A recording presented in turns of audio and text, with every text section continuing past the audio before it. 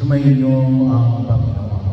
Sumainyo. Ang mabuting balita ng Panginoon ayon kay San Mateo. Papuri sa iyo, Panginoon.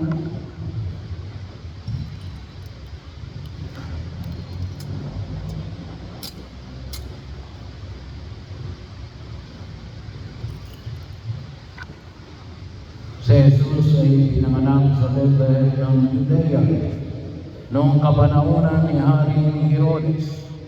Dumating naman sa Jerusalem ang ilang pantas mula sa silangan at nagtanong-tanong doon nasaan ang ipinanganak na hari ng mga Hudyo. Nakita namin sa silangan ang kanyang tala at naparito kami upang sampahin siya. Nang mapalitaan ito ng Haring Herodes, siya ay nalikali, gayon din ang buong Jerusalem.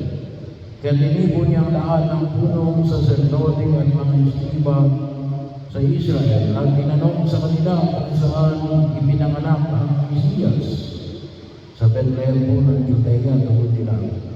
Ganito ang sinulat ng propeta, at ikaw, Bethlehem, sa lupain ng Juda, ay hindi nga muli sa mga pangunahing bayan ng Juda. Sapagat sa iyo din ikaw ang isang pinuno na mamamahala sa aking bayan Israel. Nang mapatin ito, hindi na pinatawag ni Herodes ang mga pantas at tinanong kung kailan lumigaw ang tala at pinalakan niya sila patungo ng Bethlehem. At tapos pagpilinan ng ganito, umayo kayo at inyong hanapin mabuti ang sanggol. Kapag inyong matagpuan, ibalita agad ninyo sa akin, upang ako may makasamba sa kanya. At bumagat na ang mga pantas. Uli silang pinangunahan ng tanang nakita nila sa silangan, hanggang sa sumapit ito sa tapat ng kinaroroonan ng baka. Gayon na lamang ang talak ng mga pantas nang makita ang tala.